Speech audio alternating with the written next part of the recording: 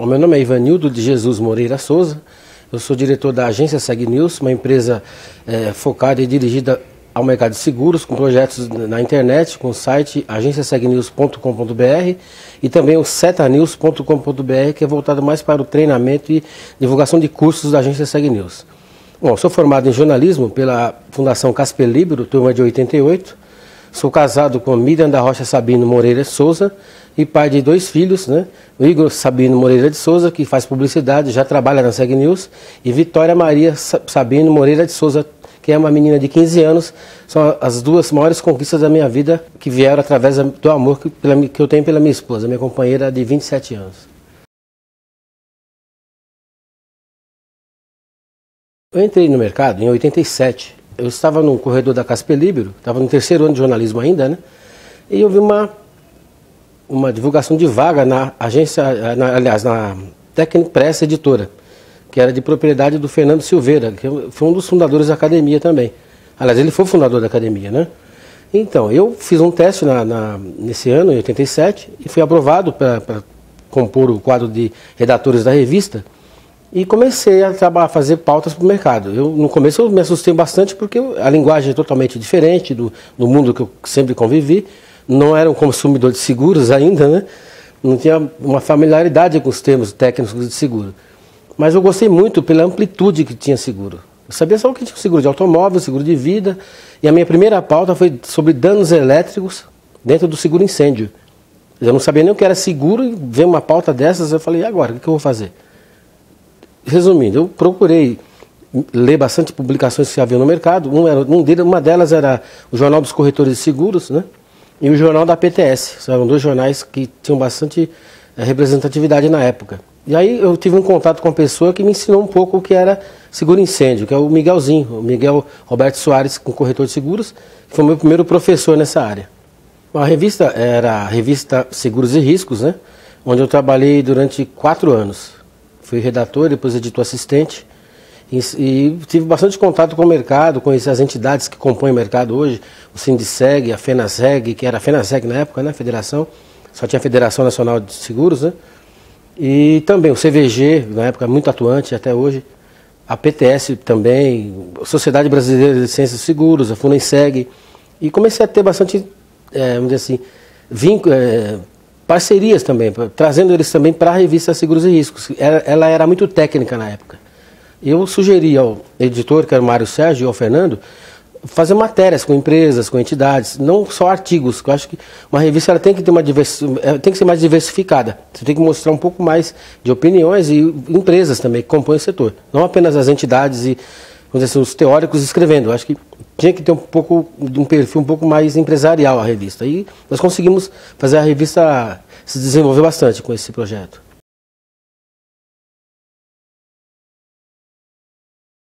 Tem um aspecto muito importante que eu até me emociono quando eu lembro.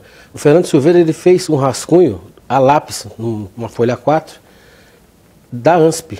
E me mostrou, ele sempre passava para mim os textos para me dar uma olhada, dar minha opinião sobre o que ele estava propondo. E quando ele teve a ideia, ele me passou essa folha de A4, um sulfite, com o esboço do que ele queria desenvolver.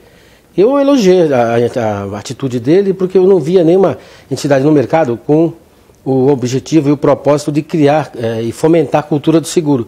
Edição de livros, a FUNESEG ainda não tinha esse perfil muito forte, né? Não tinha ainda a Sociedade Brasileira de Ciências de Seguros. Havia a MTS, que é a editora de manuais técnicos, que a Cristina, até hoje ela está à frente dessa empresa, que tinha os manuais técnicos de seguro.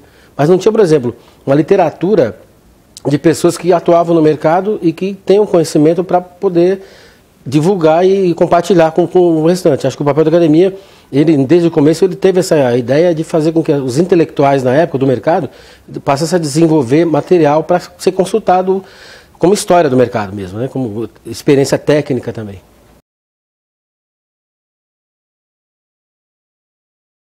Mas eu sempre fui muito empreendedor, desde garoto, né? Eu sempre fui engraxate, fazia minha caixinha de engraxate. Eu sempre fui uma pessoa muito perspicaz, eu nunca fiquei parado no tempo. E eu sempre quis ter meus próprios projetos. Eu tenho muitas ideias, eu queria colocar em prática e não tinha espaço na editora. E chegou um ponto também que a relação profissional também já estava se esgotando, já estava tendo um pouco de conflitos entre projetos que eu estava desenvolvendo e que eu gostaria de propor e não eram aceitos, por obviedade, ele era o dono da revista, ele tem os projetos dele. Então, eu resolvi, primeiro, montar um clipping, que é o Clip Segue, né?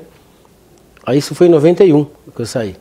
Aí, após, 2, 3 meses após o lançamento desse clipping, que foi o primeiro clipping especializado do mercado, nós lançamos um jornal Cobertura. Na época, a editora era SK Comunicações, né? Aí nós lançamos o jornal Cobertura, que era um jornal tabloide, né? Papel jornal. Era realmente um começo bem duro, mas o projeto evoluiu bastante e hoje você tem uma história toda da Cobertura, onde eu fiquei 15 anos. Né? Você trabalhou 15 anos na revista Cobertura com o Paulo Cato. Como é que foi essa história? Bom, nós tínhamos uma relação comercial e eu desenvolvi o projeto todo editorial, como jornalista e diretor dessa área. E o relacionamento com o mercado também era todo feito através do meu departamento. Ele cuidava da parte administrativa, né? E foi uma história que durou até 2004, né? Aí veio um projeto solo mesmo, aí veio a agência Segue News, que graças a Deus ela está completando 9 anos esse ano, né? E com bastante, vamos dizer assim, muito sucesso em vários projetos, não só na edição da revista Segue News, como também acessos ao site, que chega a ter 2.000 acessos por mês, em função dos eventos que a gente divulga e dos eventos que nós promovemos também. E atualmente fazemos também cursos técnicos para o mercado, cursos expressos, cursos de um dia, não concorrendo com ninguém do mercado, mas colocando um tema para ser questionado, e aí depois que o profissional frequenta um curso expresso dele, ele pode procurar a Fluenseg ou o próprio CVG para se especializar um pouco mais, se aprofundar um pouco mais no conhecimento, né?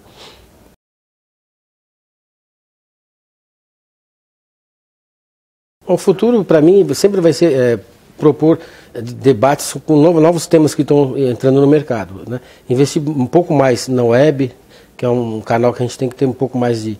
Hoje eu acho que é o grande futuro do mercado, não só para o mercado editorial e de comunicação, como também para o mercado de corretores e de seguradoras. Os seguradores eu acho que já estão explorando bem esse canal, nas redes sociais, desenvolvendo ferramentas para que os produtos e as ações deles sejam mais conhecidas, né? Agora, eu acho que o corretor precisa se aproximar mais da rede, não só das redes sociais, mas como também trabalhar um pouco mais com foco na internet, porque eu acho que é uma grande ferramenta para o corretor.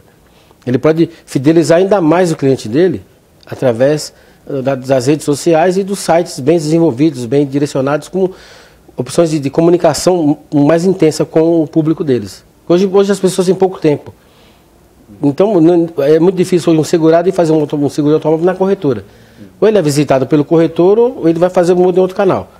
Então, eu vejo que o corretor ele tem que procurar usar mais as ferramentas disponíveis para poder, vamos dizer assim, otimizar mais o trabalho deles, até ter um pouco mais de lucro até nesse sentido. Ele vai reduzir custos com isso também. No meu ponto de vista, ele reduz muito custo utilizando essas ferramentas.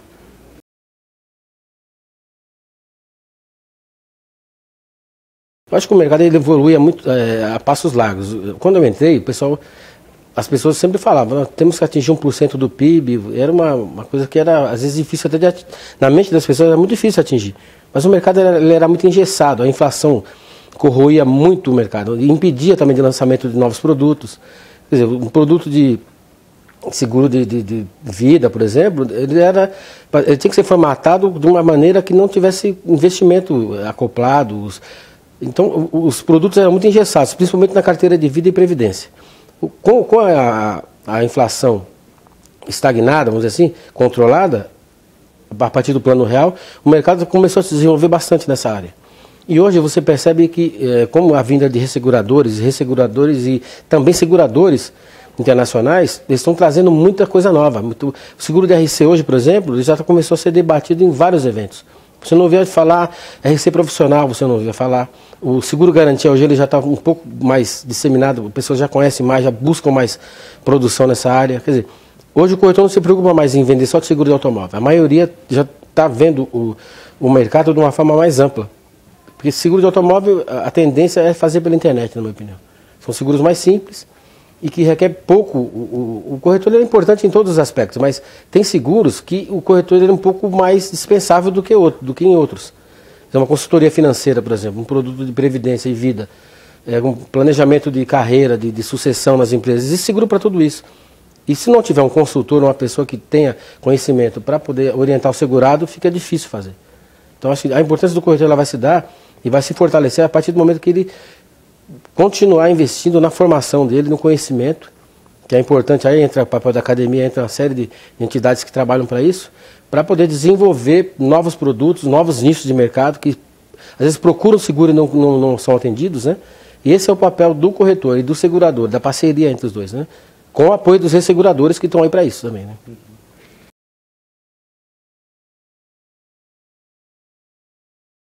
Tudo vai depender da economia brasileira sempre, né? Acho que o seguro está muito atrelado à economia.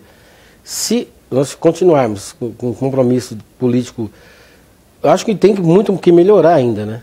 Inclusive em taxas de impostos sobre IOF, sobre seguro. Então essa relação seguro e economia, ela tem que melhorar bastante para o mercado poder oferecer produtos mais inovadores. Mas eu vejo que no futuro o Brasil vai ser um mercado muito amplo e com uma participação maior no seguro de pessoas. Que hoje o Brasil, perto de outros países, ele está muito abaixo do nível esperado de seguro para proteção de pessoas, né?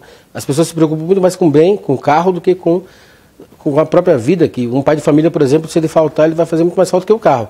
O carro é substituível. É um pai que é o provedor da família, ele tem que ter um seguro de vida para poder amparar as pessoas que dependem dele. É uma visão que muita gente não quer antecipar isso.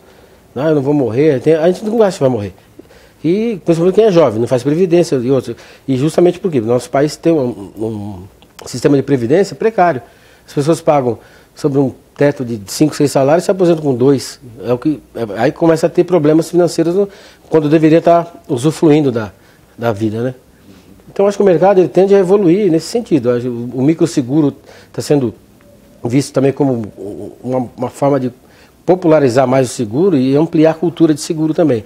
Eu acho que esse processo é um pouco lento, mas daqui a 50 anos acho que já dá para ter um mercado mais sólido, mais, vamos dizer assim, mais equilibrado entre riscos patrimoniais e risco de pessoas. O volume de prêmios entre os dois segmentos.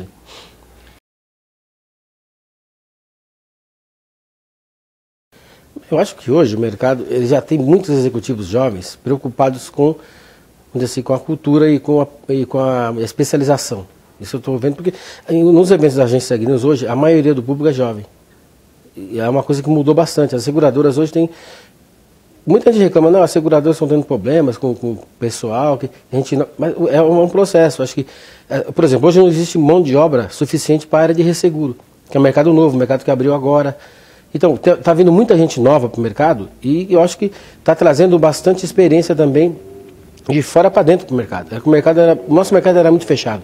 Quando eu entrei, você ligava para uma empresa de seguro para fazer uma entrevista, você não falava com marketing, não tinha assessoria de imprensa, você não tinha acesso vias, vamos dizer assim, convencionais de relacionamento. Como o banco já tinha assessor de imprensa, a área de marketing desenvolvendo campanhas, e as seguradoras, a não ser as que eram ligadas a banco, a maioria não tinha um departamento nenhum que tivesse um contato com jornalista ou com uma agência de publicidade de fora para fazer um folder. Então a coisa era muito focada e dirigida aos diretores da empresa, que não queriam também mostrar muita coisa. O mercado era muito antigo. Você tinha produtos engessados, que eram quase iguais, não existia uma diferenciação. Era um pacote, o pacote era o mesmo em quase todas as seguradoras. Hoje não, cada uma aceita um risco de forma diferente.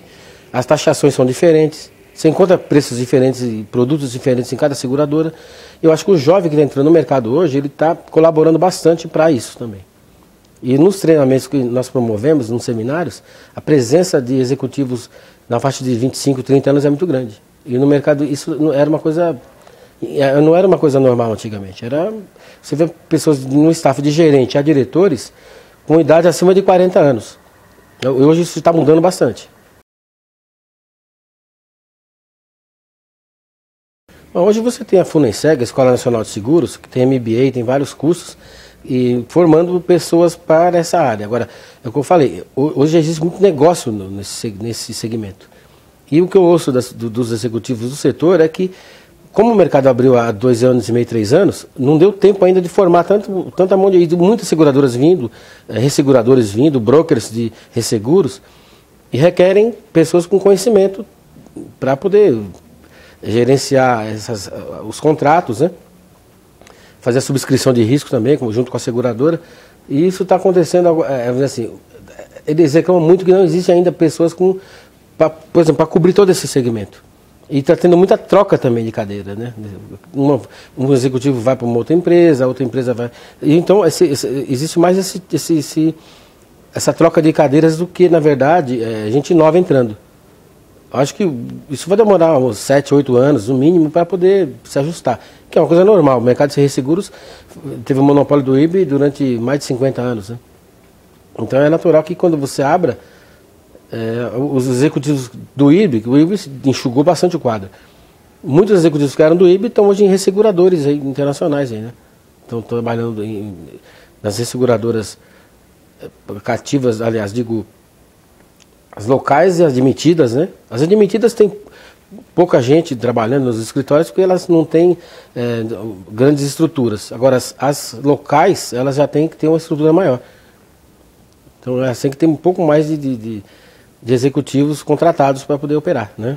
Eu acho que é uma grande oportunidade. O mercado de resseguro, eu acho que é uma das maiores oportunidades hoje para o executivo, que queira se especializar e trabalhar nesse segmento.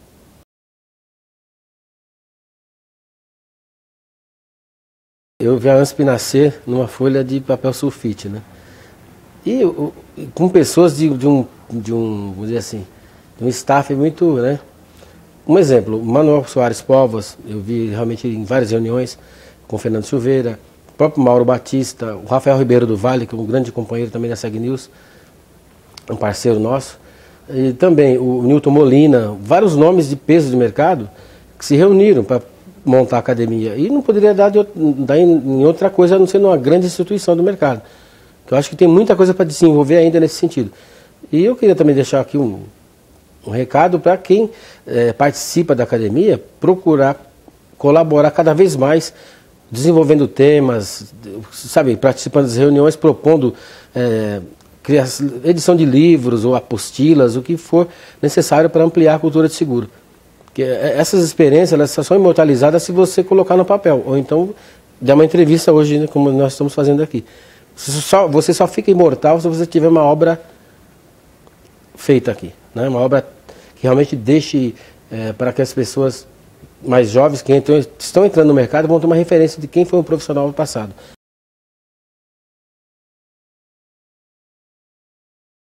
Bom, eu queria agradecer à Academia Nacional de Seguros e Previdência pelo convite e por me aceitar como membro, né, na verdade, que foi um orgulho muito grande para mim. E agradecer também à Oficina de Texto, a sua equipe, pelo apoio que tem dado, né, e pelo trabalho de divulgação que vocês têm feito e têm colaborado bastante para o desenvolvimento da Academia. Obrigado.